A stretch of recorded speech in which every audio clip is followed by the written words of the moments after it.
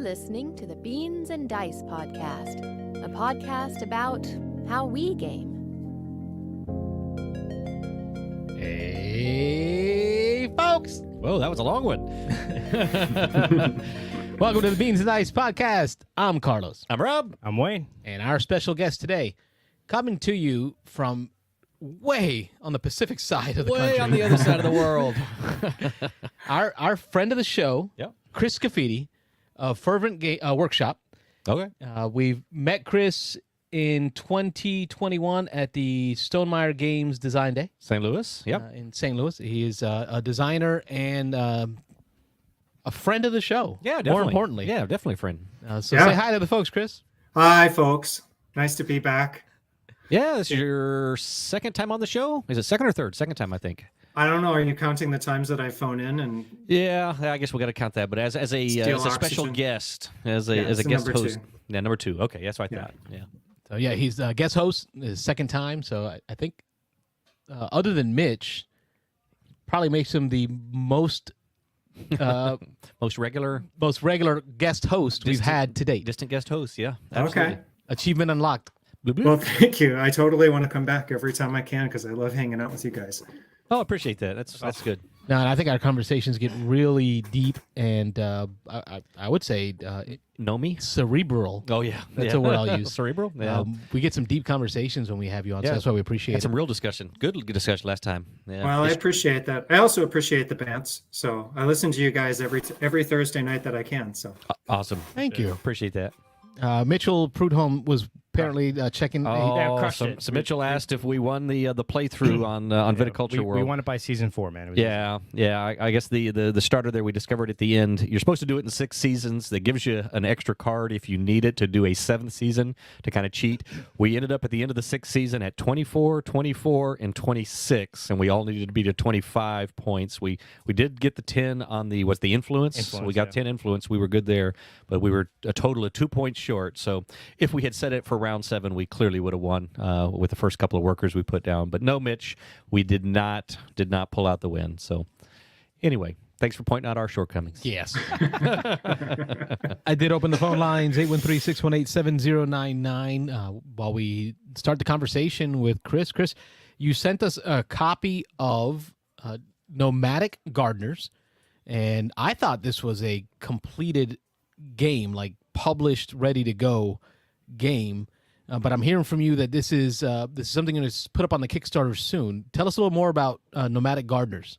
yeah, so Nomadic Gardeners is a tactical card game for 1 to 2 players. I think the phone's just... Oh, Mitchell's calling in. Hold on. Give Mitchell just a moment. Yeah. To do Yeah. his thing. Thanks, Hi, Mitch, for Mitchell. interrupting the call. But hey, You open the phone line. You know Mitch is going to call in.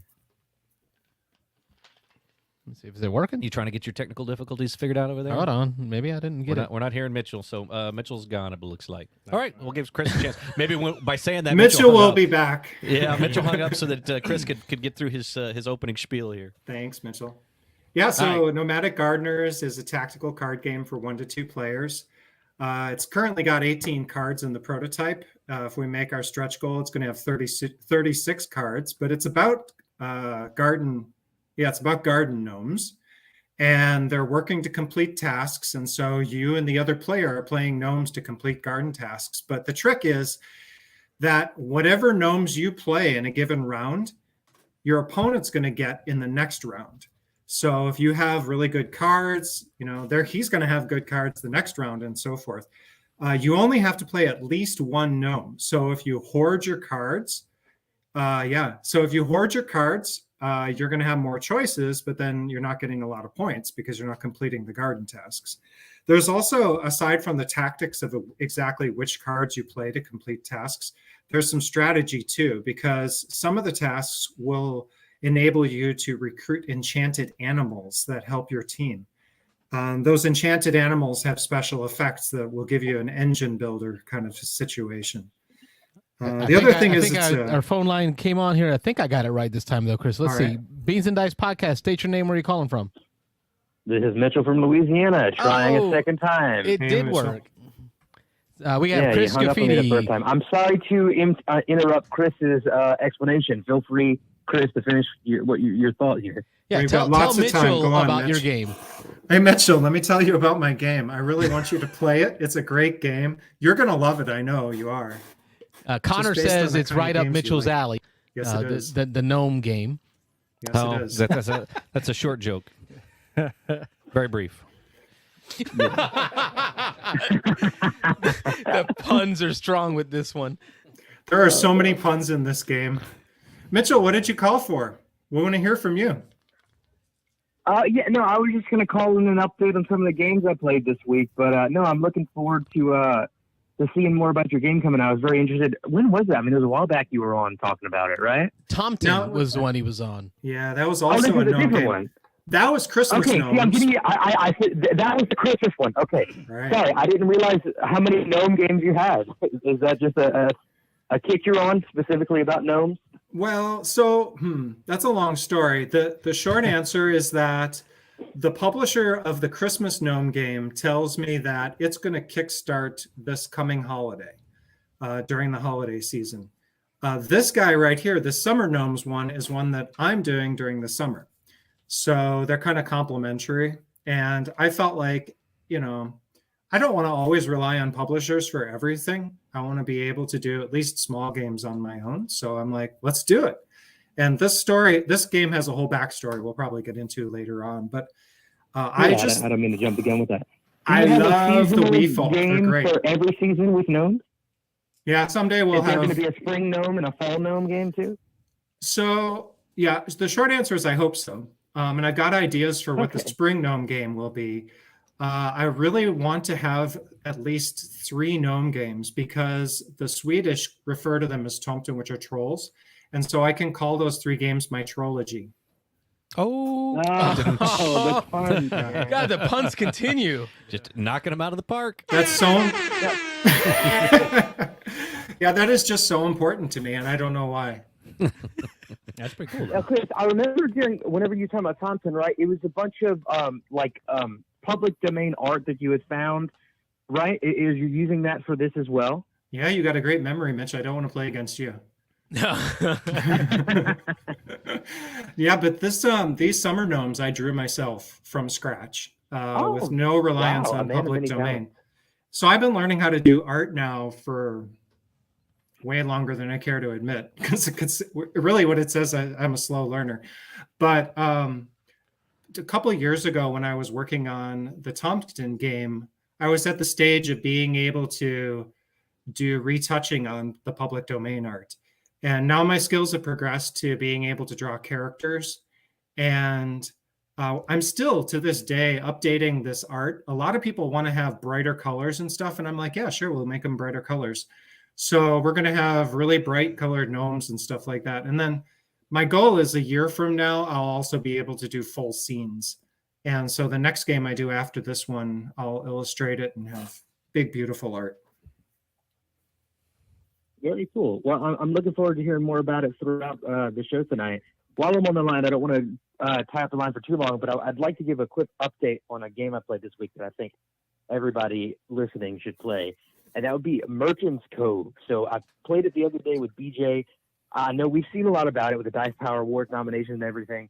Anybody present played it? Anybody there? No, I have not yet. No. Nope. Man, it is so cool. So the core game is like you are all business people at this port, and you're trying to make money. And you're all interacting with the board in the same way in that there are these ships out at sea, and at different times during your turn, you may trigger these different adventurers to get on the boat. So it could be a mage, it could be a warrior, it could be an archer, et cetera, et cetera. And you kind of want to be the one triggering, attracting those people to the boats, because then you decide which boat they go in, which determines what options they have for which port they go to, which determines what they're going to buy. But the thing is, you're all selling different things.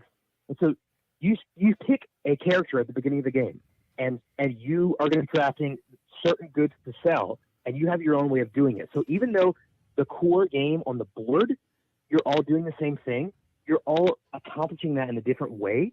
And so, for example, there's one guy, he sells potions. So that, if you're that character, you're basically playing your own mini game of potion explosion on your board. There's another character, I played like a dragon herder. I almost kind of felt like I was playing a little mini dinosaur island on my own. I was like breeding dragons to sell. There's one where it's a dice rolling guy, and he uses that to forge weapons. There's one that's a roll and write. So it's like, if you're sitting around the table, it's like, I feel like playing a roll and write. I feel like playing a dice game. I feel like playing this. It's like, hey, let's play Merchant Cove, and we can all play whatever kind of game we're interested in at this time to forge these, not forge, but to make these products to sell, and then we're going to interact together on the board to attract the right people to buy the stuff that we're making and not what our opponents are making. This is It's awesome. You also you brought Merchants of the Dark Cove or something like that, right? To a Merchant of the Dark Road. Merchants of the Dark Road. Yeah. Right? So I'm seeing a theme is you don't like playing the adventurer. You just like playing the guy who equips the adventurer. There was another game. That's how you get rich. Yeah, also Bargain Quest. We had talked about Bargain Quest. Yeah. So yeah, he just so we play a game of D&D. He's gonna be the guy in the bar. We all go out hanging out. A hat trick, right? 3 goals. There you go. It's not the gold miners who got rich; it's the people who ran the bars in the West. Yeah. There you go. Yeah. Yeah. Hey, Smart. Mitchell, could I ask you something about learnability? When you were learning Merchant's Cove, how did it compare to something like Root in terms of the ability to learn one faction after you're already new another faction?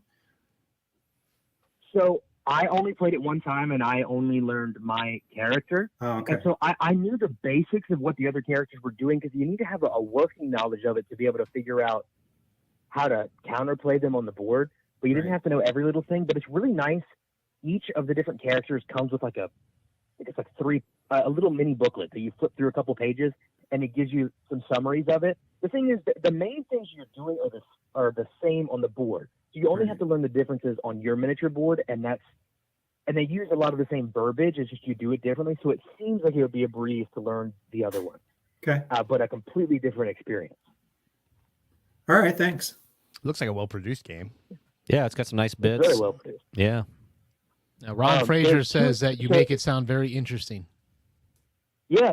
Hey, Ron, we got to play at Dice Tower for sure. BJ said he'd play with us, but I have to teach, because even though we played at his house, he said his nephew always teaches it because BJ likes to focus on just playing. But another really cool thing, so it comes with, I think, 4 characters, and there's 2 expansions that are marketed as each coming with 1 character each. But in one of those expansions, there's a false bottom to the box, and there's a secret, spoiler alert, there's a secret extra character that uses the bottom of the box as a player board. That's like, cool. Wall break. Wow, that's innovative. There we go. Innovative. There you go. Yeah, the only other game- Ingenuous. The only other game I know that did that was actually Cards Against Humanity. And the bigger, blacker box had you ripped open the under thing. There's another card stuck in there. Right. Yeah, it makes me think of some of those escape room games where you have to like use the box or something like that. Yeah, that's cool. This was a One Kickstarter. other thing, real quick. I don't believe it was. And All those boxes I are think it's like $40, and the components are great. These little cardboard boats. But I heard that punching and putting it together is a bit of work. Yeah, I've heard that. Yeah, but those cardboard boats look awesome. Yeah, and it looks like once you put them together, they fit back in the box. Yes, they do. They do. So you only have to put it together one time. Nice. Yeah, Merchant's Cove One other thing is before I get off on of the- Amazon now. No, all right. Is it on Amazon? Is that what you saw, Chris? Yeah, I just checked it out. What's it running for? Oh, I just closed the window. Ah, all right. The base game was a little on the whenever I pricey checked. side. Okay. I think I've seen it on the Walmart website for cheaper than Amazon, if I remember. I believe it. I'm trying to suss out Mitch's statement that it's $40 ish Yeah. And has great components. and has great components. That Doesn't compute. jive. Doesn't compute. Does not compute. Well, I don't know. What I'm seeing is more than that, but maybe I'm not a savvy shopper. Okay. So more than 40. Maybe it was like maybe it was a 1-day sale that I saw, and I missed so. that on it. Who knows? All right, Mitch, you had more points on it too because we are all listening. You got the people on the I just wanted chat to bring up listening. one other game before I hang up, because I know everybody at the table loves Can't Stop, and I know I teased this in the Facebook group. But last night, Duga, I don't know, he was in the chat earlier. I don't know if he still is. He taught me Mountain Goats, which is very similar to Can't Stop, but it almost feels like a variant of Can't Stop. That's how similar it is. So first of all, the numbers are 5 to 10, and the lower numbers are the ones with the longer tracks. You're still rolling 4 dice. However, you can use dice individually if you want, or you can group all 4 of them together. So if you get 4 6s, you could go up 6 4 times. whenever you get to the top of a track, instead of closing out that track for everybody, you just sit at the top. And anytime you roll that number again, you get that number of points. If I'm at the top of the 10 track, if I get 10, I get a 10-pointer. If anybody gets to the top with you, they bump you down. So you're not just sitting forming points that's anymore. steamy. And what King you're of the trying to hill. do is you want to diversify, so you have one of every track, and then you start getting these bonus tokens. And the game ends whenever you run out of bonus tokens, or if any of the tracks exhaust how many points can be gotten from them. But it's like, you know how with Can't Stop, it's like once somebody gets to the top of a track, it's like, well, what's the point? I was one step away and I did all that for nothing. It's kind of a negative experience.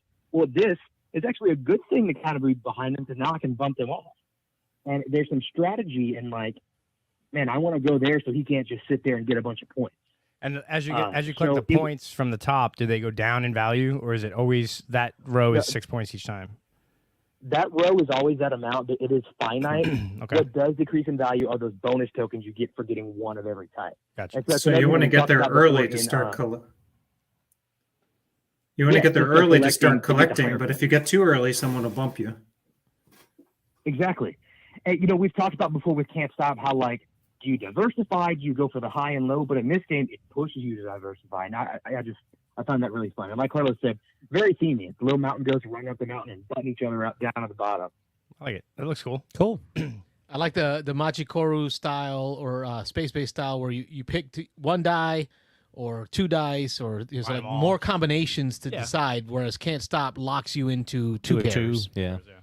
That's cool. Yeah. This is going on the list. Mountain goats. I bet you it's not a very big box either. No, it looks like the box is the size of the cards. Yeah. Little square. And it's like I think on the box is a 20-minute play, like Can't Stop really quick. Yeah. And you guys already know all the mechanics. You can play right now. There's nothing more complicated than that. So. Yeah, that's going on the list to play with the kid. Cool. Mitch is always bringing out the solid games, man. He plays all the games, Well, it's just because we talk about this all the time. I'm so far away, so like the games you guys play, a lot of times I don't know about. It's very different.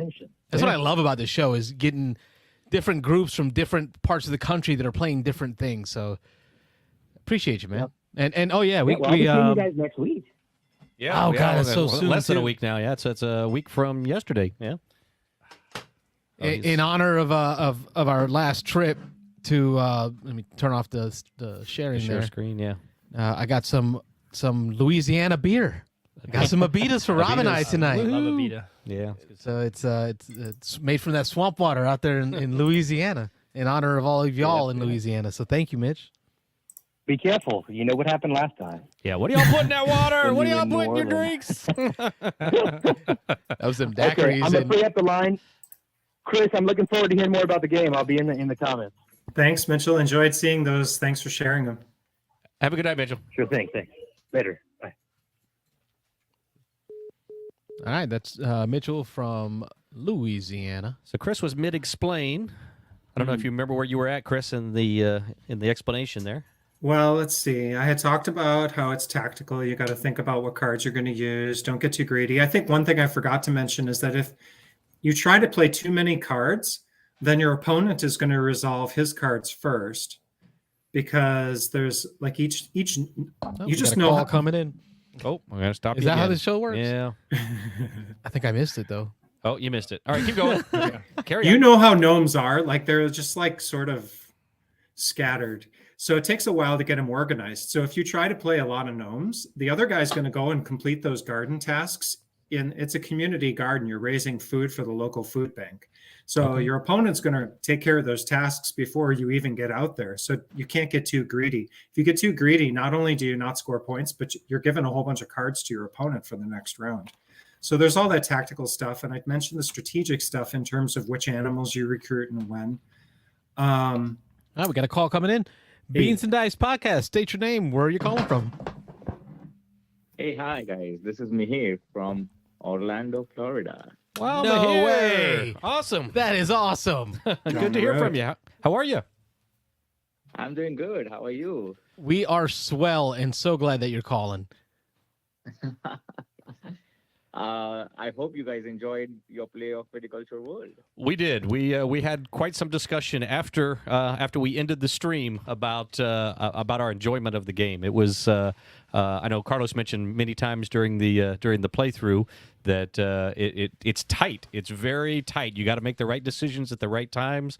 And we spent probably at least 10 minutes after the game talking about how in our second playthrough, which we hope will be very soon, we will do some things very different than what we did in that playthrough. And I think that's really a tribute to the design of the game, because it wasn't so hard that, I mean, we just barely lost. I think, if I correct you, you watched most or maybe even all of the stream. We ended up at 24, 24, and 26 on the track, and then we completed the influence track. We got that to 10. But so we were really close without figuring out the clue and being our first playthrough. But we're certain that when we reset it and do it again, we're gonna beat the get all three of us to 25 and get that influence to 10. I was excited. It was. I'm a huge viticulture fan, so I really like the game, and the ability to play it cooperatively. I think it adds just an element that's really cool, because, like I know we said it, but the table talk we had was awesome. There wasn't an alpha gamer, there wasn't somebody who was like dictating what to do, and it was all very. I mean, it was probably the most cooperative game cooperative game I've ever played. Cooperative game, right? Yeah, exactly. Which is really cool. I mean, that's awesome. I really enjoyed that, and those tiles, those innovation tiles, changing up every time, are going to make it really kind of a different game there. And then the different continents are going to obviously spice it up. We played the intro continent, and we found it challenging, so it was great. I was watching this playthrough, and at many a times I was like, oh no, they should have done that. No, of course. Oh, we felt it. We felt it. Guys, at the end, we talked a little bit about we should have done that. We should have done that, but no, we didn't figure out your riddle. We thought about it. We talked about it again after we went off the air. But do you want to know the answer to the Yes. I don't need to wait. Rob would probably say, yeah. I was on the fence. I want to figure it out, but go ahead. So the trick here is that the person taking the action on the event card, okay? That was me. So the person taking the action on the event card has to pass early at the end of the year in such a manner that the others have a worker left. So when that action space is empty, someone else can again go there and take that action. Oh, do you take your workers back when you pass at the end of the game? Yes. The year. As soon as you pass at the end of the year, you take your workers back. Oh, we didn't do that. I don't think we play that normally. No, that would make a huge difference. Yeah. Who was responsible for rules reading this time? No, but that's maybe even base viticulture. I think you do that too, right? Or no? No, you do not do that. No, you don't do it in base. Oh, so that's a different. Okay. You do that in Tuscany, though. Tuscany. Yeah, there you go. Okay. And we also have a reminder about that on the year-end chart. If you look at the year-end chart, you will see that it says out there that retrieve all your workers when you pass. Retrieve workers. Oh, okay. So we wait till everyone. We were waiting until everyone passed to do all those things. So you do it right away. Okay, there you go. So when your year ends, when your personal year ends, you go ahead and run through those things on the checklist. Okay. And then as long as somebody else has a worker left, you can trigger it again. Yeah, so if somebody knows they're going to get to the 25, like Carlos got to 26, all he needs to do is get to the 26, then pass, so he can end his year, take all his stuff off. On there. Yeah, and then one of us could go on there and key it for the other two of us to get 3 more points. And that actually makes a little bit of a difference, too, on if you didn't upgrade a spot, wait for that person to pass, then their worker comes off, then you can use that spot. So we missed a few, and there were a few times at the end where I'm like, oh, man, I really could have done that thing, but you're already there. But if you pass, so since you guys did not know about it, just consider it as a victory. I think there we go. Yeah, like I said, we were 24, 24, and 26, so we were right on it. Yeah, we did that in the 6 seasons, and then we revealed that last card and discovered we could do a 7th season. We didn't play the 7th season just because, again, only 2 of us were one short, so we would have certainly got it in the 7th season. But that's definitely a trick, not even just for that card, but in general in that game, like. Reopening spots. Reopening spots at the end really helps out. Filling orders, especially with the orders. That's only once a year you get the extra bonus. But just in general, just being able to re-go to a spot that's not upgraded. Yeah. As long as the circle is not there, harvesting a field, only one person could harvest a field, but if I pass, then someone else can go there and harvest. Well, that mistake certainly was on us then. So Yeah, we would have, that was- we would have done a little better there. And so now That was awesome. looking forward to the next games. I know as soon as we were done, Wayne mentioned, well, that was just the starter scenario, and we didn't pass that. So it's, but that's going to help a lot when we play some of those more difficult scenarios. I think so. Yeah, that was Yep. really cool. That is a twist. That's a Tuscany twist. And the problem is, I haven't played Tuscany in a while now since we've been playing. Carlos is basic. I don't do Tuscany me here. Me here. My brain can't set workers across that many seasons. Yeah. Also, the other thing about the tile eye, the innovation tile eye, that you would just pushing your luck and drawing wine cards. Oh, that was a fun filling one. them. Yes, Yeah, but the you know draw what? two In that- wine cards. He's going to tell us what we did But- wrong with that. No, I mean, in that, it's a super powerful tile. I mean, in fact, during development, I was almost about to like ditch that whole idea Yeah. and just not have that effect, because it's just so powerful if done So what happens is, when you have that tile early on, all you need to do is just make a bunch of wines. Yeah. Just have enough wines on your cellar so that no matter what card you draw, you will have some or the other things to fill it up. I think we triggered But that if you're going, about 5 or if 6 you're going times there in the without game. wines, Yeah. Yeah, I triggered if it you're going- twice. Carlo did it twice. You did it twice. So yeah, and it worked out Yeah. like 3 times. I think one of the biggest problems is every single wine card Rob drew had Was a blush. Was Was a a blush, or, yeah, we or- couldn't or get there. sparkling, and we weren't quite No. there. Yeah. so you know the possibility, right? So you at least go there before going there, make a blush or make like 1 or 2 blushes. Make sure you have some of everything, and Yeah. then go Yeah. there. So no matter what comes up, you're fulfilling it. Yeah, that's a good tip. Is just you have to make a blush. You have to have 1 of each wine or 2 of each wine before you get in there. Yeah. How much fun here did you have with creating a game that has a deck that allows for so much possibility of future expansions? Like, are you living in that world right now with the event decks for the different countries and just trying to figure out how to really grow this thing? What are your thoughts on that event deck and the countries? So all I knew was, so going back to development, we did not set out to have like one continent, like one deck for each continent.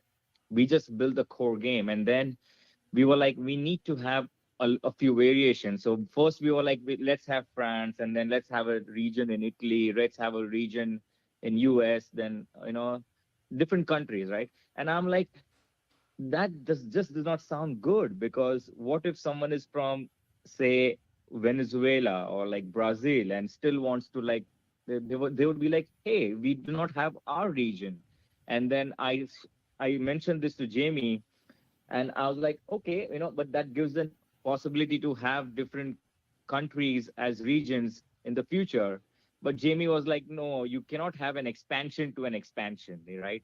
So, Yeah. so I'm like, what's the best way to remedy this? And then we figured that, let's just do one for each continent. So it's like, it encompasses the entire world.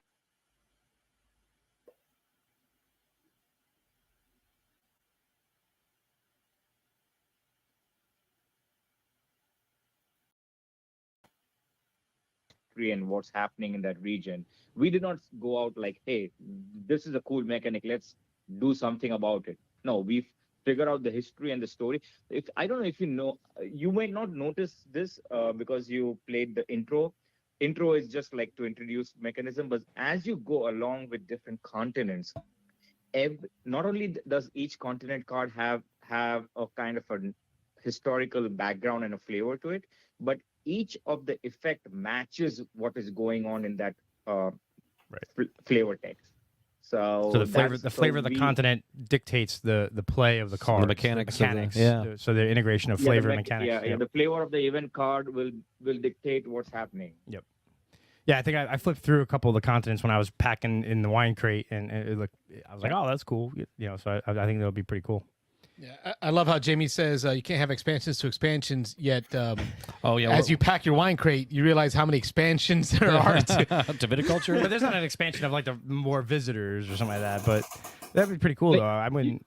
you can have expansions to base games. You can have multiple expansions to base games, but you cannot just have like an expansion to an expansion, right? Yeah. Well, I've heard some people already postulating on future possibilities for this, and now going by each continent, different regions within the continent, like you kind of said. If now that there is a South America one, you could come out with a South America package that then has different regions in different parts, countries. I just want the Scythe pack or the. Oh yeah, goes to some crazy other places, kind of like the Charterstone thing. Yeah. But no, that was. I mean, I'm looking forward. I'm working on one. All right. Oh.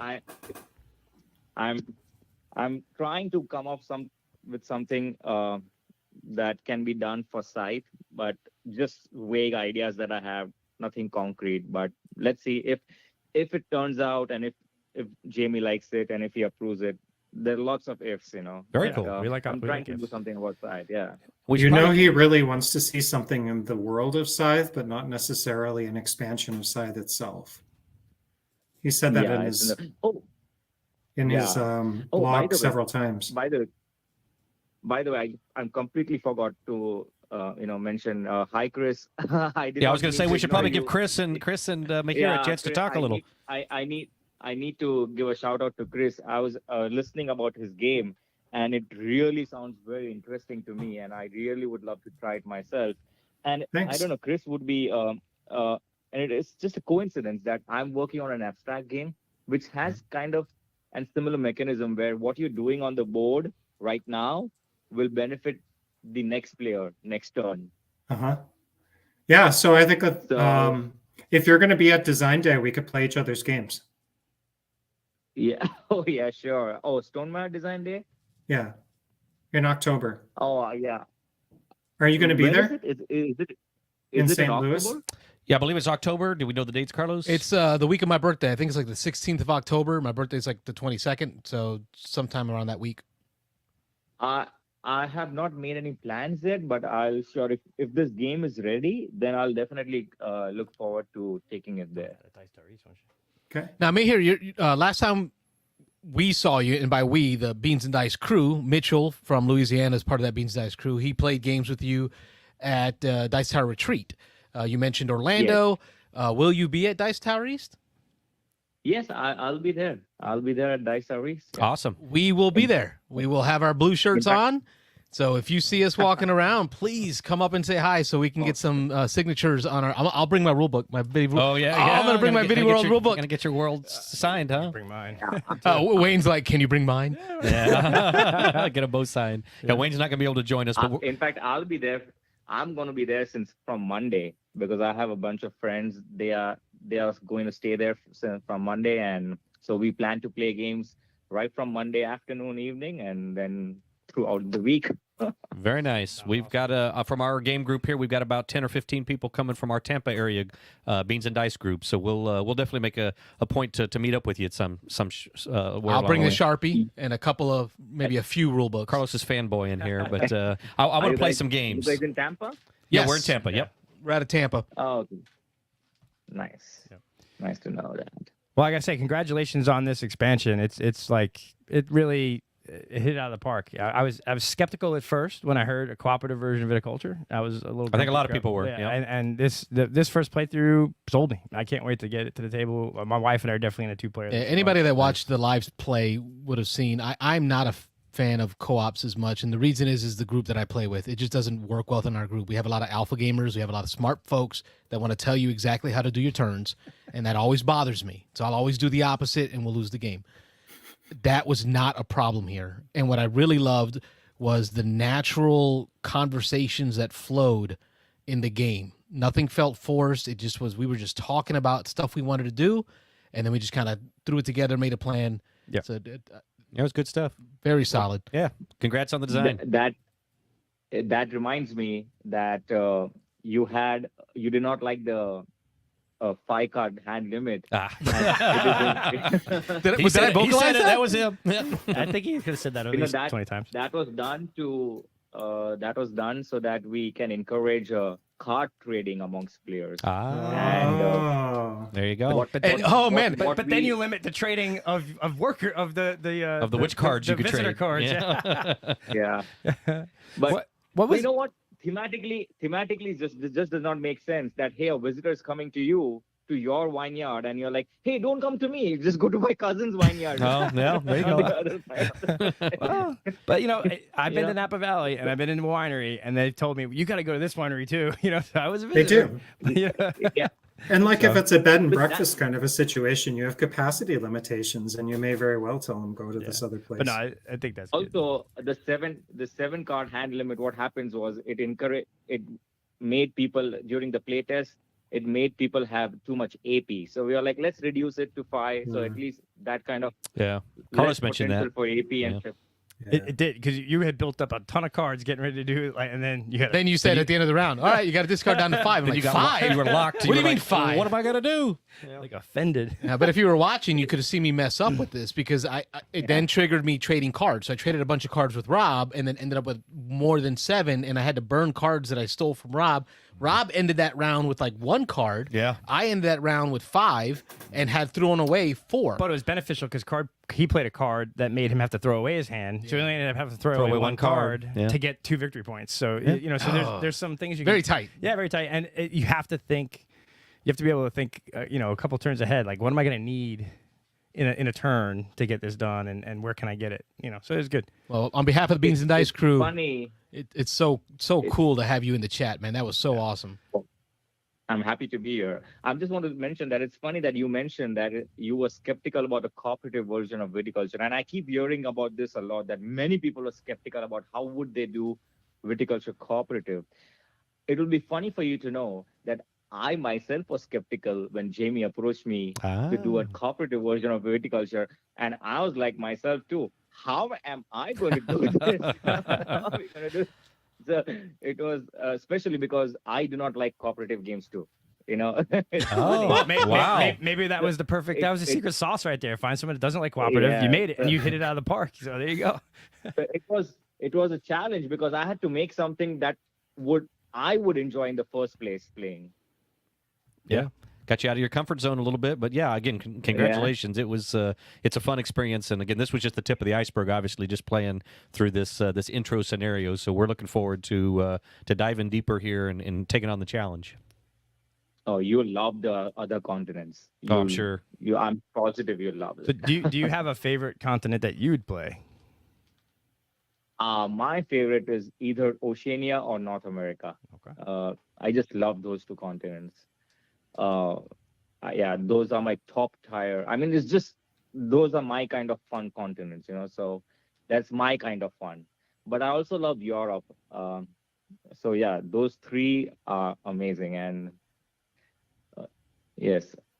So yeah, so Europe, Oceania, North America is just too much fun for me. I'll It's keep just my fun eyes for me. open, and when we hit those, I'll be particularly paying attention on those. Yeah. Yeah, that'll be extra We'll meaty. furiously email right. you if we think you're wrong.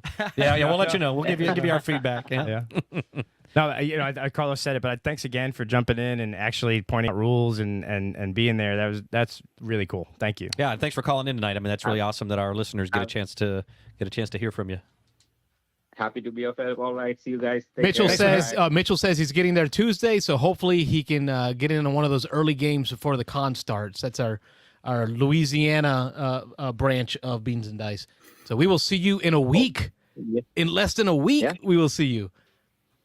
All right, see you guys. Have a good night. Have a good night. Thanks. Thanks. All right, bye, Chris. Bye, everyone. Bye, Mahir. Okay, that was cool. Yeah, hey, and again, we probably should have given Chris and Mahir a little more chance to talk about design stuff and Well, you can bring this to cool Dice stuff Tower people want to and- hear about. like But Chris yeah, We're we'll taking bring that to yeah, we're DTE. definitely That way, bringing your game, we'll Chris. bring Nomadic Gardeners to DTE, and that way we can play with me here. Okay. Yeah, you're going to give it away to some fortunate person too, right? I wanted to talk to you about that's that. Right, that too. Yeah, that's a thing too. So, Yeah. I think I mentioned in my communication back to you how you gonna much beg? of a fan I am I of feel a compact, beg small coming on. He's games. begging. You want another copy? Yeah, I got another copy. he's setting up the bag. So my That's thought good. is, I got one here. I Just can- give me we- an address. I'll ship we it. can right. That's my thought is we can do a giveaway, right? And then as the giveaway, we can have Chris send it out. I'll do it. Send it out. Yes. Yeah. I got an extra copy. Don't worry about it. Okay, and that way we can introduce new people to it. So we'll Of definitely course. carry it around and play, and then Take it to Dice Tower and play it a few times. Yeah, you know? for Well, sure. obviously, any designer wants to hear that somebody enjoyed the game enough that he wants to keep the copy, right? there you go. Yeah, so it's That's a a win. compliment. Yeah, absolutely. And now, oh yeah, phone line's open again. Let me put that back. Oh, not anymore. Phone line's. Oh, somebody's calling. Got a call coming. Beans and Dice podcast. State your name. Where you calling from? This is Ron Frazier from Atlanta. Hello, Ron Frazier. Hey, We're on the Ron. phone with Chris Scaffidi. Yeah, the gnome game guy. The gnome game guy. Yeah, Oh, yep, you're that's gonna get a tag for that. Yeah. That's good.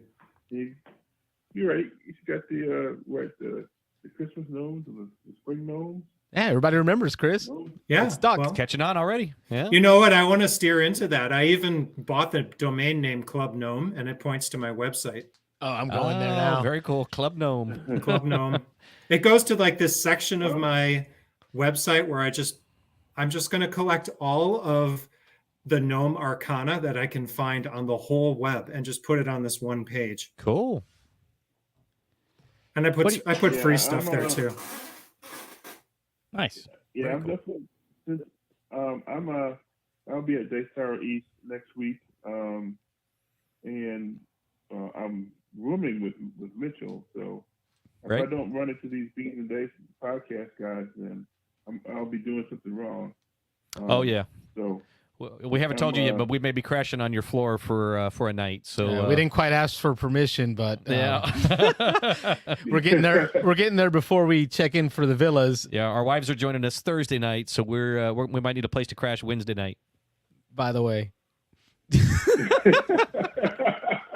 Anyway, we'll figure that out later. But anyway, what have you been up to, Ron? So I mean, aside from playing some more games on BGA, play some Outer Rim, Nice. with Unfinished Business. Carlos got the enjoying that expansion. He's going to too. show it here in just a second. I got my copy. I'm taking it with me to DTE. The art in it is so Are good. you? Yeah. It just really. I've played it once, just the base game, 2 players, and I really enjoyed it. But it did not compel me to buy the game because I have Zaya in the expansion, and I really love Zaya because they're similar enough, Zaya and Star Wars Outer Rim, that people are going to make that comparison, right? Sure. But I watched a playthrough of Unfinished Business shortly before it was officially released, and after that playthrough, like I ordered it from a local game store, and I bought the base game off of Amazon because I didn't have it, and I have not regret those purchases.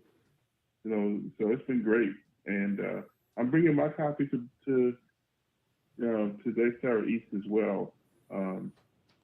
So I think yeah, I'm really looking forward to that. y'all need to create just an Excel file on like our Discord server, and people list what games they're bringing, so you're not all bringing the same. Oh yeah, I'm not copies. bringing any. Good idea. I, Yeah, because you have the Dice Tower East library in Yeah, general. that's but what like, I'm if you're relying bringing on. out a rim and Ron's Yeah. bringing out a rim, maybe you don't need to bring out a rim. You can Well, bring Ron's stuff. flying, so Ron, I'll bring my copy. You don't have to worry about bringing yours. Yeah,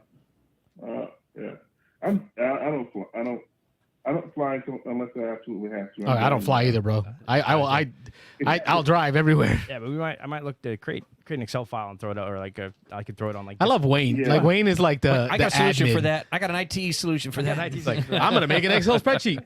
No, just put it on. The finance guy. You've seen my Dragon Con one. Now, But no, I Ron, think that'd be a good idea because you have a lot of people coming, right? So, let's talk Outer Rim.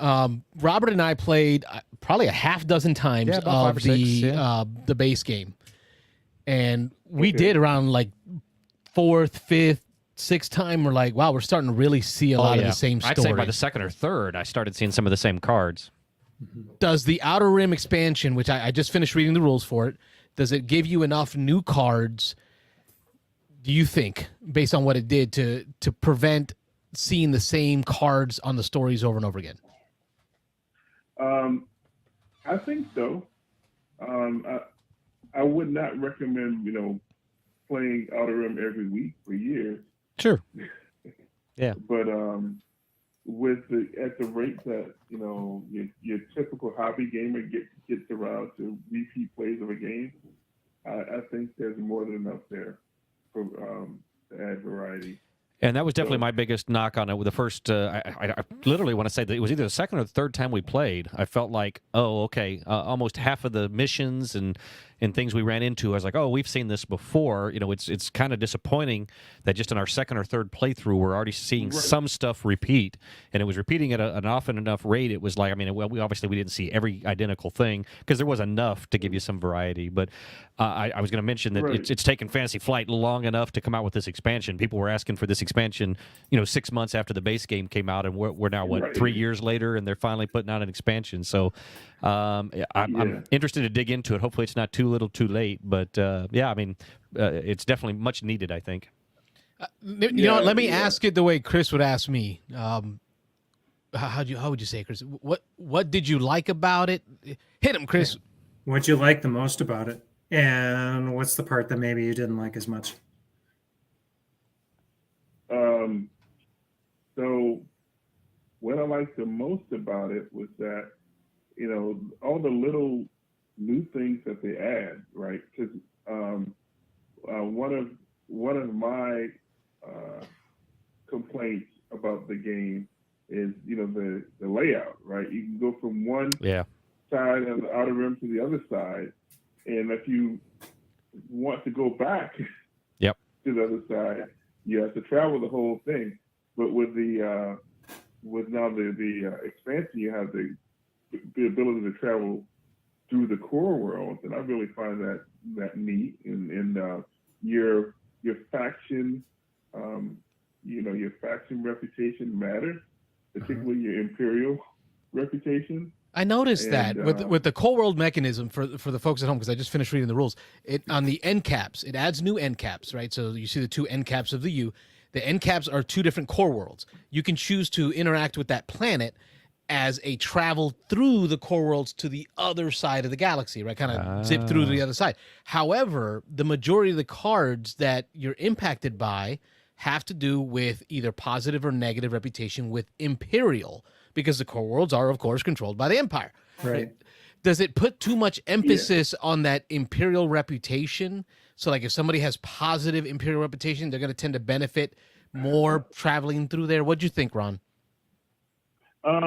Well, I've only played the expansion twice now. So I hesitate to make that judgment, but so far so good. One thing I did is my highlight from my last play, which was a 3-player game. I was playing Bach, and I had a bounty, and with a bounty, you can either choose to eliminate the target or capture the target and take it to a destination, which you get even more money and more fame. And I was 2 fame away from winning the game, and my target, my destination location was bringing my target was way on the other side of the core world of the Outer Rim, because that's just the way that it turned out. The target was on a planet, on one end of the arc, and the destination planet was on the other end of the arc. And if this was a base game, I would have had to travel forever to get there. But it was pretty cool, because with this expansion, all I needed to do was to go through the, travel basically through the core world encounter. And I don't even remember what it was. It wasn't me. It was a nothing burger, basically. I think I just got to, because I had positive, Imperial reputation. I just got to travel over to the other side with no bother, and I ended up winning the game. And I really enjoyed that. Now, so there's that. There's some modular gear, because there's some double-sided cards where item does one thing on one side, one thing on the other side, and then there's like double-sided cards that are ammo. Basically, you might have a rocket launcher, and if you use it, You might get a bonus to your ground combat, but you got to rotate the card and either like pay to reload it or whatever. I really like that. All those little things that the expansion adds to the game really enhance it for me. So those are the things that I like. The thing that I didn't like so much. I would just have to say, I know it's called Star Wars Outer Rim, and it's a game about being a scoundrel in the galaxy.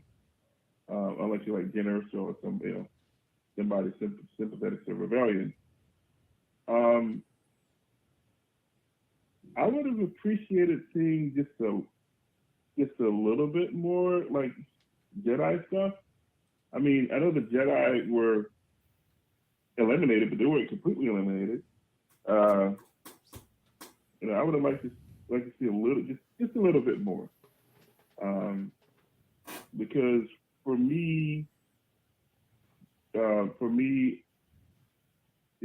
Wars is about Jedi, just a little, not exclusively, of course, but Ahsoka's in the game as an NPC, and I'm drawing a blank on who else is there. Maybe Obi-Wan is in there. No, but anyway, I would have liked to see a couple. Maybe if you made up a couple of Jedi characters that you could have gone after with bounties or what have you. I think that would have been neat. Okay. But really, I don't have much negative to say about the game. Well, good. I'll bring my copy, and you and I will get some games in. Yeah. So, couple of quick party thoughts. Number one, Carlos, I'm determined to play a co-op game with you now. Oh, that can be dangerous. Well, Marvel Champions is a co-op game, so yeah, okay. All right, and number two, it's funny. I decided to host three of my favorite games during the con, and so I'm bringing those games with me. But a company ended up scheduling me for a job interview down there. Well, it's a virtual interview for a job in Tampa, which I'm really excited about. But it was during one of my scheduled games. Oh no! Oh, So it was like, Which game is it? yeah. So the Western Legends game I was running on Friday. oh, So I'm seeing if I can move that game because it was full, but it was kind of a yes, but also no. Yep, I hear you.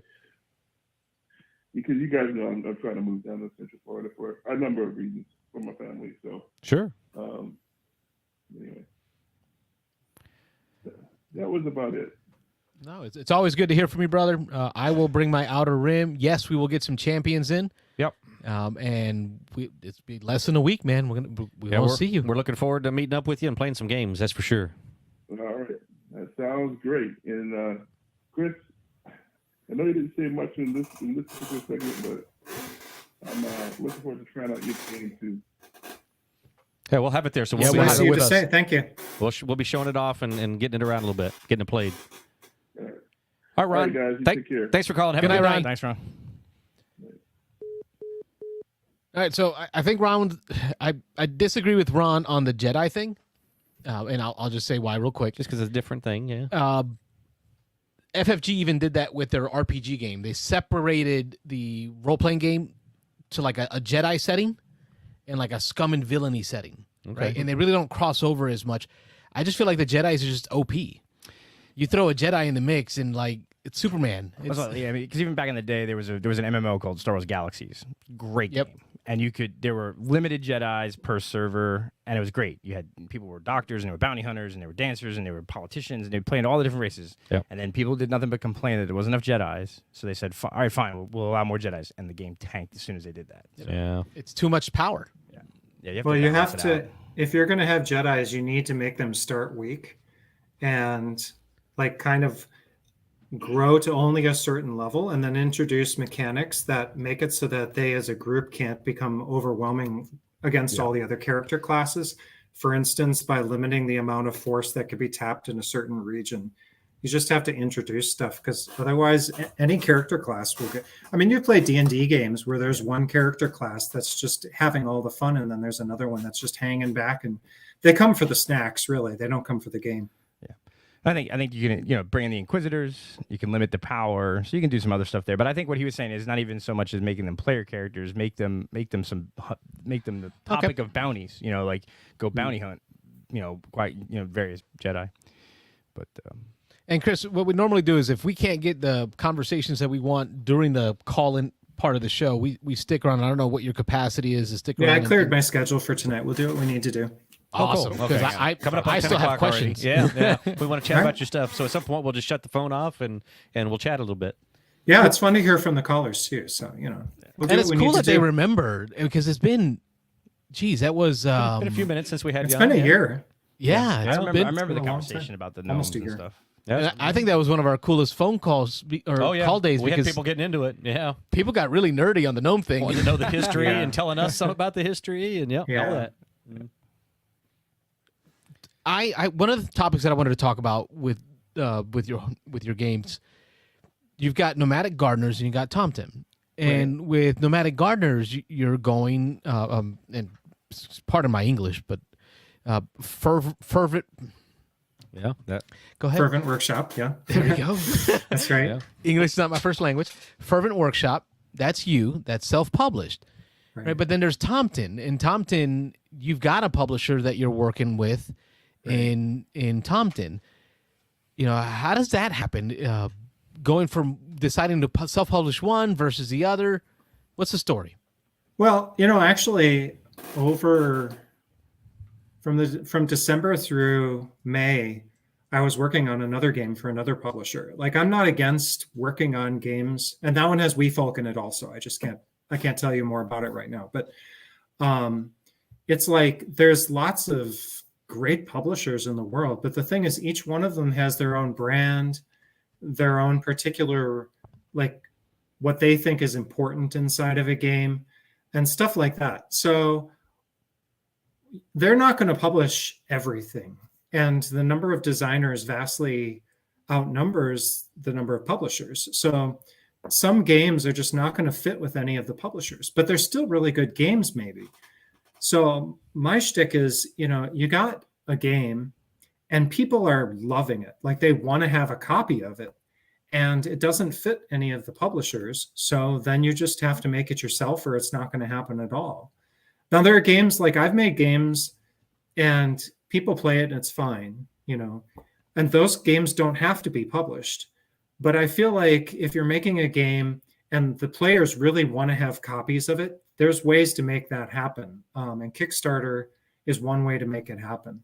So that's just what I'm doing with Nomadic Gardeners. I kind of prefer, for really big projects, to go through an existing publisher, just because there's an awful lot of business that's involved in publishing a large game to a large audience.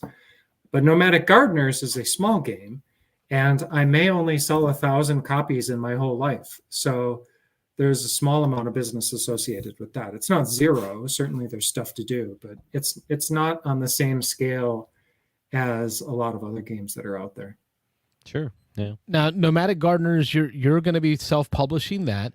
Now, TomTom, there's a publisher tied to that, and I know that when we last talked, we had a timeline of events for kind of getting under the Kickstarter, kind of working with the publisher for that. Holiday. What would stop you from doing that one on your own as a Kickstarter? Yeah. Well, so I licensed it. I forget the day. I guess I could look it up. But I licensed it to the publisher, and so now the publisher has the right to publish that game. Let's see. I licensed it to him on the 2nd of March in 2021. So he has to sell a certain number of copies within 3 years, or the license just reverts to me.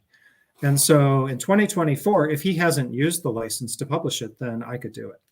Now, he had originally intended to publish it earlier this year, But for personal reasons, and honestly, also it just makes sense in terms of market demand, he's now telling me he's going to do it in the holiday season. Sure. I actually think that's a smart move. Yeah. So he'll do that one. I'll do this one. And actually, it may be that the success of the Garden Gnomes game, Nomadic Gardeners, makes it easier to draw an audience to the Christmas Gnome game, Tompton. So hopefully they'll be mutually beneficial. Especially Kickstarter, GameFound, whatever. A lot of people are hesitant with the shipping and with everything, or going in on first-time games. So if you can see a game that's similar to, the designers had a couple out already. The gnome theme is going to transfer across the two.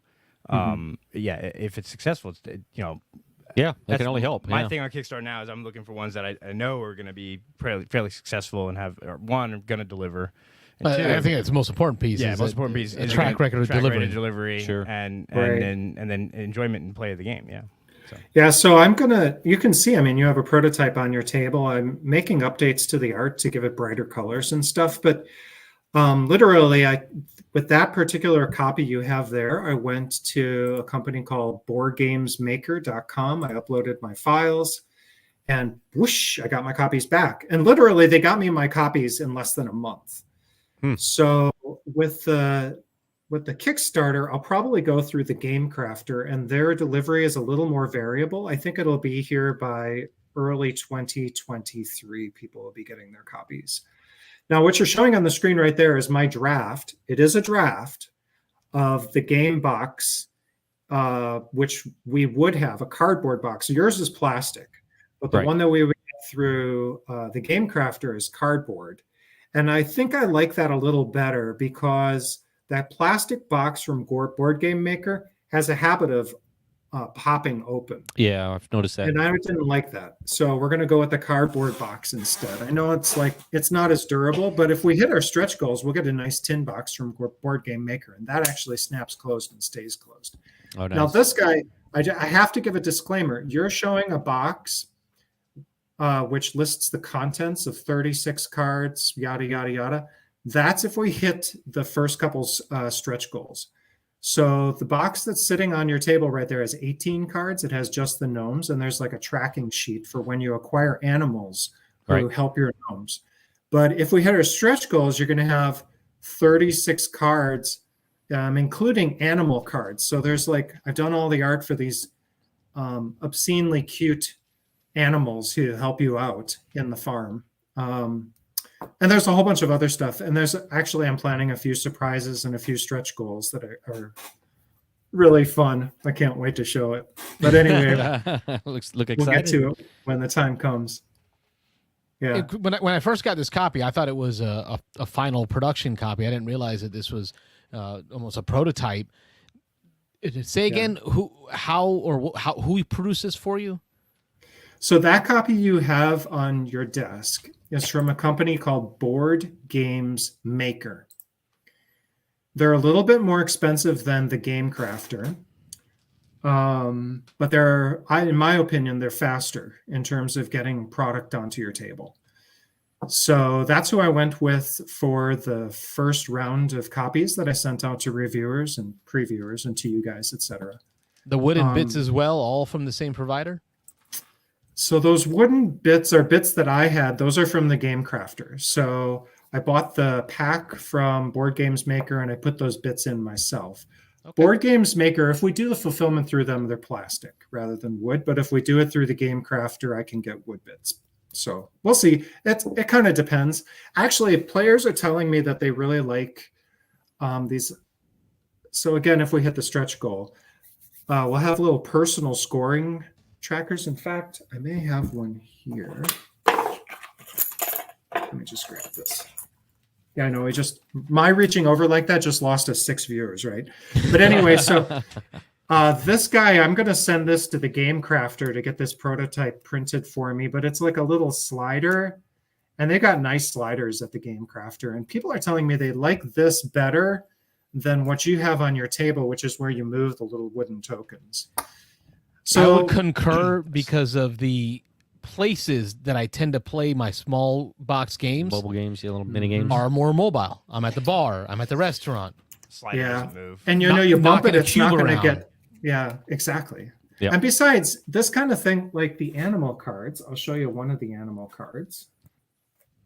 If I can find one. Here we go. This guy is squash. Actually, why don't I just share my screen? And you'll be able to see it much more clearly. Yeah, All even right, Mitchell so- agrees the slider is better than a token. Yep. Draft animals here. Can you see this? Yes, we can. All right. So I'm going to brighten up these colors a little bit, but you can see these are the animal cards. And I just think collecting animal cards is more fun than moving cubes around. That's just me. So that's that. And they have their own puns too. I don't know if you know this about gnomes, but they're really into wordplay. They're into all kinds of play. And so they kind of have an excessive appreciation for puns. So if you don't like puns, just ignore the flavor text, but the flavor text does integrate with the mechanics of each card. If you That's look easy for close. Robert. Yeah. I know. He doesn't do theme. Not so much on the theme. No. Give me good mechanics. All right, so you're giving the folks at home that are watching some good ideas on how to, what it looks like to produce a hard copy of a game that doesn't look like a print and play. Yeah. This looks like That's a final copy. Right. What Yeah. what would be different in the Kickstarter version? So like component wise, would it change in quality, or what would we see different? Well, the base version is exactly what you have there. If we get at least 30 copies sold, which I think will definitely happen, then we'll swap out the score tracker and put in the animal cards and the personal scoring sliders. So when we go to 36 cards, it's not because there's more cards in the game, it's because the cards are used for tracking. Yes. That And makes me happy. I'll also be able to include 2 additional animals, but mostly it's mostly just because we have the material at that price point to spend on additional cards rather than little bits. And then at 100 copies, I think it is, we're going to go, well, let me just bring it up here so I don't tell you something that's not true. So at 100 copies, we've got a scenario booklet. So every month of the growing season, there will be like little rules that apply only in that game. So you can play through the 7 months of the growing season. Because I live in Oregon, we have a really nice long growing season. Okay. So you have 7 months, and each one of those, then you play it, and then whoever gets the most months is the winner of that season.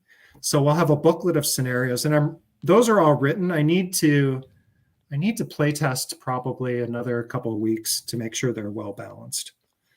And then if we get 100 backers at any level, I also have backstories for every animal. Those are all drafted already, and we're just doing minor wording and grammatical because they have jokes inside of them, and I want to get the punchlines just right. And so the backstories are like extended flavor text for everybody except Robert. And you know how that is. Yep. And I got other stretch goals too, but I feel like I'm taking all the oxygen. What do you guys want to talk about? So, when you play test a game, 18-card game, or just any game in general, how do you play test it? Are you keeping statistics or like some math, sort of? Oh, says the Excel guy, because he's ready to offer you an Excel spreadsheet. No, no, but I'm just wondering, like, is it just you play test it for feel of balance, or are you doing some kind of calculations to determine when Statistically valid data? Right. Yeah. Thank you. Yeah, so there's different stages of playtesting. Early on, what you're just checking is whether or not the core makes sense to people. So in any game, there's something called a core loop. And you want to make sure, do people actually understand that? And then after that, how well integrated is it with the mechanics, with the theme? Like, does it make sense? And the purpose of the theme isn't just eye candy or whatever. The purpose of a theme inside of a game is to help people understand and appreciate the mechanics. So you're not like, it's easier to remember to do certain things. Like in Waterdeep, you remember how to use those buildings on the side in terms of their ownership, and the owner gets a reward because they're buildings. So the theme helps people to understand and remember the mechanics. It's not supposed to be just attack on. And then after you get past that, then you start looking at like, after people understand it, then are they enjoying it? And for the most part, what you want to do is amplify the things that they enjoy, especially the things that are unique, and then cut away the stuff that's just a distraction so that the game flows smoother and smoother. After that, then you're probably going to be focusing on a balance. And that's when the spreadsheet comes in. I actually do keep spreadsheets. But this game, because of the bit where you're trading cards, any cards you use become your opponents for the next round. So there's some inherent balance already built into that. And then what we're looking at is balance among the different subsystems of the game so that you can win in many different ways. And so we'll be paying attention to, like, is this particular animal overpowered compared to that particular animal? And there have been some animals, they've been underpowered. And so we're like, no, this animal needs to be more powerful. And so then we tweak it. These days, because I'm fine-tuning the automa that you play against in solo mode, I'm trying to tune it so that you probably win maybe 75% of the time after you know the rules. Because I don't think people like losing. But on the other hand, it shouldn't just be brain dead easy to win. It should be, you know, if you play well, you should have a good chance of winning. So that's kind of where we're at. Awesome. Yeah. All right, folks. Okay, so I have some more questions. Yeah, I know you said you had some questions. Go ahead. I do. Fire them off. I wrote a list. Yeah, I wrote them all down. Like I said, I like having Chris on because we get into some deep conversation about game creation. This is kind of stuff that I like. Chris, we had talked offline ourselves about a little bit about the creation or the origin story of Nomadic Gardeners, how it was a different theme from before, and even the story of the ownership of the game. Can you share with the folks at home about, you know, some of the decisions you made and changes into how you planned on handling that game? Sure. So this game started out as a game I designed on contract for a small publisher in London called RNC, which is run by a really great guy, Ali. He's such a nice guy. So he's really actually a wonderful person. And so I designed this one for him. And he had been thinking maybe of kickstarting it, but he didn't really get around to it for a variety of reasons. And I was like, you know, if Tompton's going to kickstart this coming holiday, maybe it would be handy to have a list of people who are interested in gnome games. So that's kind of what lit a fire under my butt to finally get into self-publishing now rather than waiting a year from now when I might be more, you know, better equipped to do a big box game of my own. So I contacted Ali and said, hey, could I please have a license to retheme this and sell it myself? And so we negotiated for a while and came to some arrangement that we're both really happy with. And so then I have, you know, a written contract to give me the ability to retheme it. And then what I did with it was expanded it, did a lot more play testing. So made some balance changes, added on the 2 additional animals I mentioned for the stretch goal, wrote the booklet, redid a bunch of stuff about the automa. The core is still the same, but the balance is a lot better. Did all the art.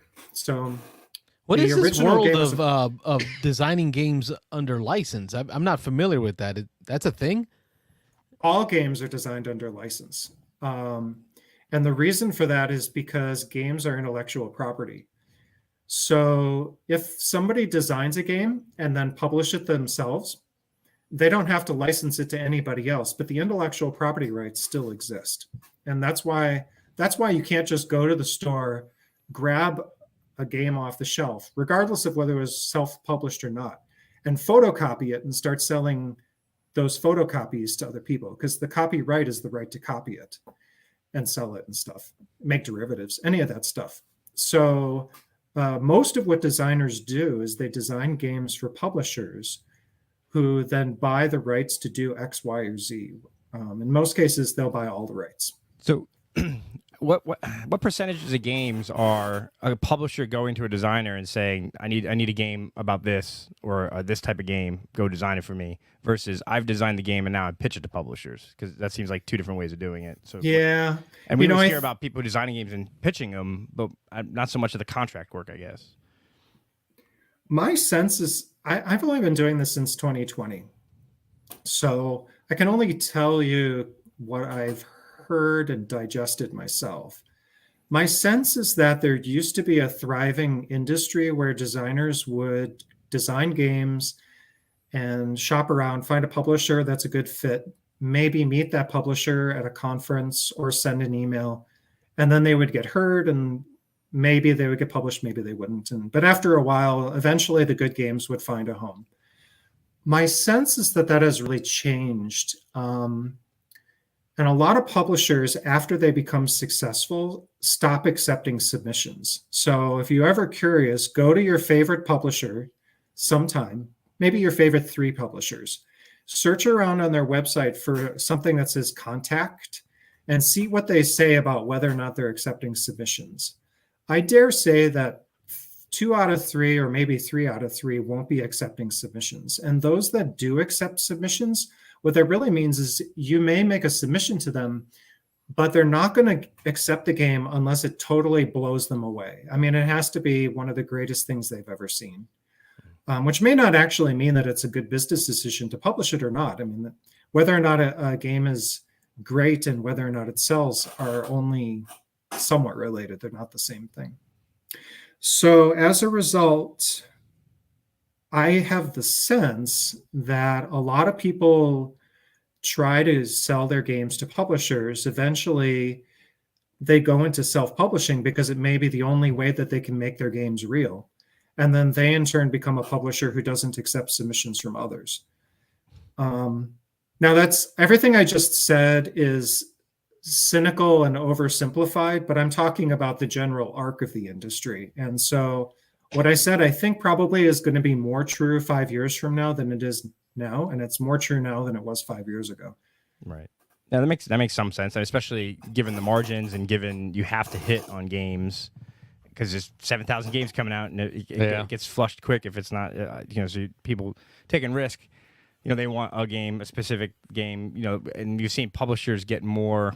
They have a style of game. So like Pandasaurus has a style of game. Jamie has a style. So they're not necessarily going to look for, unless you're designing a game and go, this is the perfect game for, Pandasaurus because it fits their style. More than likely, they're going to be looking for people to design games in their style. Right. Exactly. Yeah. And they're going to be looking for people then, not necessarily games, which makes relationships with publishers all that much more important and creates even more barriers to entry for people.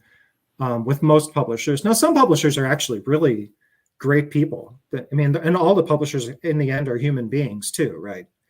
And they face, like you said, a competition of 6,999 other games. So, and at the same time, they're deluged with submissions from designers. Even the ones who are not open for submissions, they probably still receive hundreds of submissions a year, even though they specifically said, please don't. So, you got to have some sympathy for the publishers, even if you're a designer. I think we have sympathy for the whole industry over the last 2 years. It's been a crazy world. Yeah. No, this is a great conversation. You mentioned Jamie a couple of years ago. He had a video blog where he was talking about if I could only make, I think he said 7 games in a lifetime, what would they be? And he was really trying to get across a message that what we need are perhaps really, really great games that we put a lot of energy into, and we don't just publish games for the sake of publishing games. Yeah, well, that goes along certainly with his 10-game plan, which we was talked about not too long ago. Yeah, his was 10 for himself, at least personally. He said he fully intends to stop designing games once he hits his 10th big game, and he said he started out that way. That was his rule from day one, and he has no intention of changing. He said, now, if I do 10 and I have an 11th great idea that I think is just going to blow the world away, set the gaming world on fire, he goes, I'll do an 11th one. But he said his plan is 10, and he's done. So I think even pre-pandemic, but we've definitely heard in the last few years publishers saying that they're not going to do as many games. They're going to do, like the Fantasy Flight, they do the 1 game a year, and there's several other publishers are saying that now, that we're only going to do 2 games a year or 3 games a year. And Jesse from Quackalope, he got himself into a little bit of hot water with his thumbnail on one of his recent videos, which is, we don't need your mediocre games. And it's like, the idea behind it is similar to what Chris is talking about, which is really focus on making a great game instead of just putting out games for the sake of putting out games. Sure. But it could have said it a little bit, differently. Yeah. But There's definitely been similar a idea. flood of going for the mediocrity. clickbait. Yeah. Mm. But, I mean, Well, I I think think- is 7,000 games a year. How many are good? Right. I think the other thing is the designers. Like, I've gotten comfortable with the idea that I'm going to produce a lot of games in my life that are not going to be published. And I'm going to make them for people to enjoy who maybe are doing a print and play, or maybe they play in Tabletop Simulator, but like I never sell a copy of it. And somehow we've gone down this path where a lot of people who are doing design get the idea that unless, like, the only reasonable asymptote is to become a professional designer.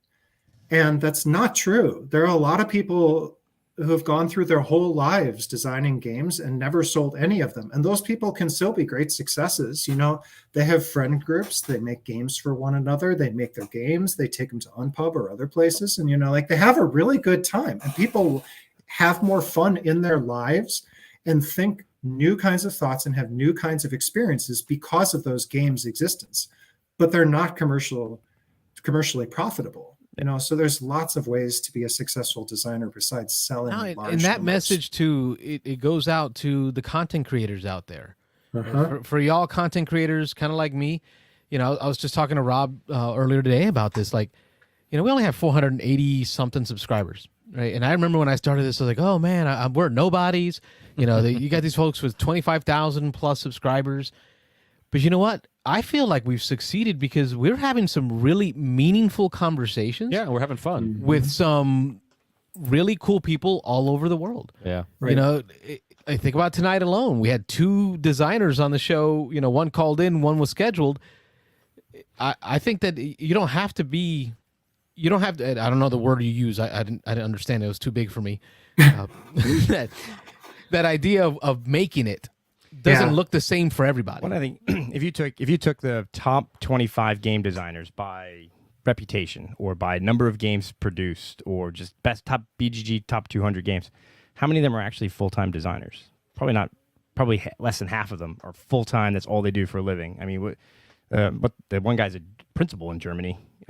Is it Ube or the other guy? I don't know. One of them is really a high school teacher. He's a high school principal or something like that. So I mean, there's tons of, and then of the media content creators and of the how many of them make their living on YouTube and Twitch? It's so rare, and you have all these people trying to become professional designers, professional publishers, and it's hard. You have to do it for fun sometimes. Yeah, Ron Fraser says Brandon Sanderson wrote like 10 novels before he sold his first one. He just wanted to write. Yeah, and I think of musicians too. If everybody needed to be an incredible, double platinum performer in order to be a success, then there would be no musicians. And if you had to get into the major league in baseball in order to be a success, we wouldn't have a minor league and we wouldn't have little league. I mean, like, baseball brings a lot of joy to people because they get to play it, not because they're ever going to be in the major leagues. Yep. I don't personally think I'm ever going to be in the major leagues. I expect I'll have a couple hits, but the important thing is I'm going to have fun bringing enjoyment to other people's lives. And that's in the end what's going to be most satisfying. Like, when we get really old someday and we're looking back on our lives, it isn't going to be about how many copies of X, Y, or Z we sold. It's going to be about those wonderful memories that we created with other people. Yeah, like that, hanging out with the Beans and Dice crew, meeting people from all over the country, all the way out to Oregon. Yeah. These moments that Robert and I have had. A little community we've put together here just locally as it well. It blows my mind. You would have told us this 5 years ago. Yeah, and we started just, again, we told the story over and over. We just started because we liked hanging out after game day. We'd have our monthly game meetup, and we'd have 5 or 6 of us that would just hang out in the parking lot, and we would just talk about, hey, this, that, the other. I heard this is going to happen. This is an expansion coming out. You hear about that? So Carlos, one day said, hey, let's just do that online. Let's let people call in. Let's just see. Maybe nobody will be interested. Maybe we'll just crash and burn, but at least we'll have fun. We're doing what we enjoy anyway. We're talking about board games, talking about what we're doing, talking about having fun. If we become a success, that's cool. If not, we're not quitting our jobs to do this or anything. So it's just fun. So yeah. Yeah, I spend most of my time doing game design, but I'm never going to be rich doing game design, and you just got to be okay with that. I think the other thing is people sometimes focus on the extrinsic rewards of their work. And by work, I don't mean just paid work. I mean work in general, stuff that makes you stress out in order to accomplish a goal. And work has a lot of intrinsic rewards. Work is a blessing from God. It's given to us for its own intrinsic benefits. It makes us better people. It gives us experiences we wouldn't otherwise have. And most of all, it gives us a chance to improve other people's lives. So if you're not taking delight in the work of being a game designer, regardless of whether it's ever commercially successful, then maybe you're doing the wrong thing. Maybe you need to be doing something that is more meaningful work to you. Mitchell asked, do you have another job other than designing? Yeah, I occasionally do software consulting, but I'm largely trying to tamp that down so I can spend more time designing. But you got to pay the bills too. Yeah, understood for sure. Insurance, yay! That's what we do. We're insurance guys, so not the most exciting thing in the world, but it pays the bills, and then we get to do this once a week. Well, fortunately, I love programming. I really enjoy programming too. So everything I just said about work applies.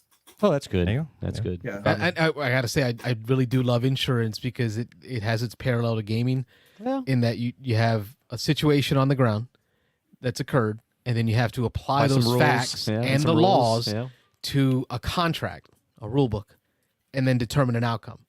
Right? You got to make decisions based on a contract, based on the facts on the ground. And I feel like board gaming is just that. It's like, here's a situation based on these rules. What do we do? Make the best out of it. That's right.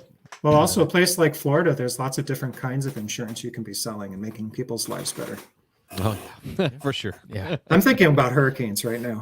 We do. And in the it's similar. season. I mean, my job, I work in higher education finance, and it's Code of Federal Regulations, Chapter 34, and it's like 2,000 pages long, and it's all rules that I have to interpret. And you got a big smile on your face, so it's fun. You love it. Fun. It's great because when you're doing contract interpretation and you're talking to coworkers and whatnot, and you're like, well, see, that's a comma that separates this, or look at where the or is placed, right?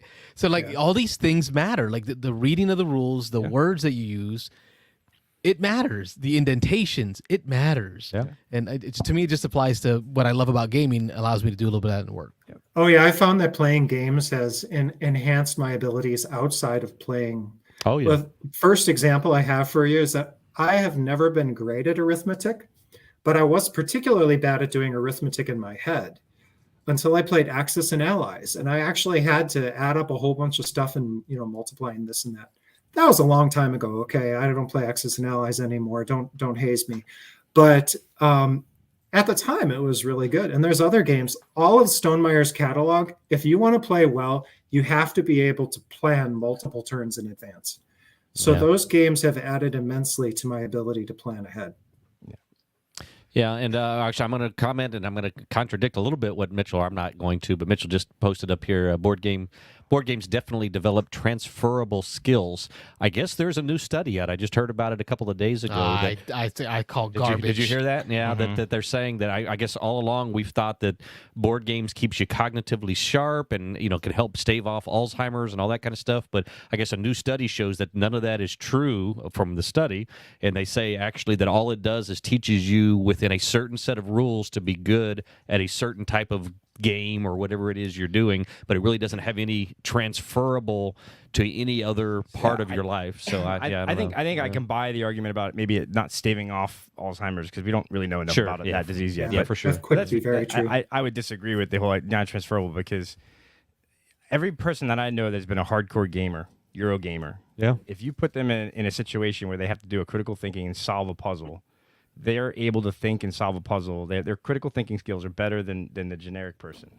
Or are we correlating? No. Right? Are we saying that people who are already good at these skills tend to go to board games? Yeah, that could be it also. No, because, and I'll say this, that could be part of it. Over the years, I've introduced some of my coworkers to games, right? Yeah. And I've seen them get better at solving problems. I have too. That's why I can't say it's a correlation as much. I think some of it is correlation. I think in general, gamers... I think it's practice. Practicing critical thinking. Practicing, like you said, strategic planning. So, but even if you weren't doing gaming, if you were doing crossword puzzles, if you were doing something that's causing you to have to solve situations, work out some kind of problem. Yeah.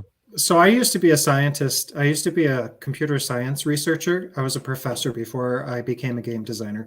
And so I did lots of studies where we tried to tease out causation and versus correlation versus causation. And honestly, I think one thing that the academic studies can't really properly deal with is these virtuous and vicious cycles. The things are mutually causative and correlational. So you can have somebody who gains a certain skill, let's say it's board gaming, and transfers it to another area. Now they may actually be a better thinker, and that then may drive them to become someone who plays even more board games. And then that may help them develop further, and then they may go more. So it's, I don't know. Like they do these studies where they try to do a random assignment, but you don't necessarily look then at what happens to somebody's development as a person over the succeeding decades. That's a very hard research study to do. Yeah, that would be a long-term study for sure. Study. Yeah. Yeah. And I think I said it right at the beginning of the show, is why I'm so glad to have Chris on, because our conversations get very deep cerebral, conversation. and I love it. So we will not make this the last time we do this. I think Ron Fraser pops in. It's a late one tonight. Yes, it is. Yeah, we're running a little late. I love it. 10:30, I love it. Good stuff, though. I could do it all night. But on that note, Chris, let the folks know at home where they can find out more about what you have coming up. Okay. The easiest way to get there is to go to clubgnome.com. Club Gnome. It sounds so Club Gnome. Yeah. Sounds like the place on the corner, Club Gnome. I'd be afraid to like Oh yeah, don't want to mistype that, or it's here in Tampa we got Caliente, it's oh yeah, it's like you're afraid to be like, what is Club Gnome? the all new Well- newest colony. Yeah. Gnomish colony. That'll take you to a corner of my website. And if you explore in the website, you'll find Nomadic Gardeners. You'll find the other stuff I'm working on. And you'll also find the link to the Kickstarter. Please, if you're interested, go to that Kickstarter and register, just follow the Kickstarter, because that will allow you to know the moment that the Kickstarter goes live. And probably I'll hold off. I think I'm going to hold off until August to launch the Kickstarter, because I want to see more followers. I don't want to hit the launch button there and only 3 people are watching, and so then we don't even succeed in making a minimum order. Then that's not good for anybody. So Right. I think we'll do this in August. So if you want to see that happen, go ahead and just follow, and then hopefully we will be successful and everybody can have a copy. And for all you folks at home who've been watching, Robert and I will be taking a copy of Nomadic Gardeners to Dice Tower with us. Find us. We'll find me here and get some games in. And that week, when we do on Thursday, next week Thursday, when we do the live call-in show, if you're a commenter or a caller, we will put you in for a giveaway next week For a copy of the game. for a copy of Nomadic Gardeners, Yep. which we will have Chris mail you, because I'm keeping this one. Yeah. Yeah. Chris mail it directly to you. Yeah. We'll send them the winner's sounds good. information. Cool. All right. Well, that's our guest host, Chris Scaffidi of Fervent Fervent Workshop. I'm Carlos, I'm Rob. I'm Wayne. and we are a podcast about How we game. I want to thank you for watching, and as Rob always bugs me about, because he always says I always say, but Oh, I good want to night. wish y'all a good night. Good night. Even though it may not be night where you are, but good night. It's night where we are. Thanks for joining us, Chris. This was been a more good conversation. We'll do this again for sure. My pleasure. Thank you so much for having me. Fun as always. Yes, thanks. Good night, everybody. Good night, everybody. Good night. Thanks for watching the Beans and Dice podcast. Don't forget to like and subscribe.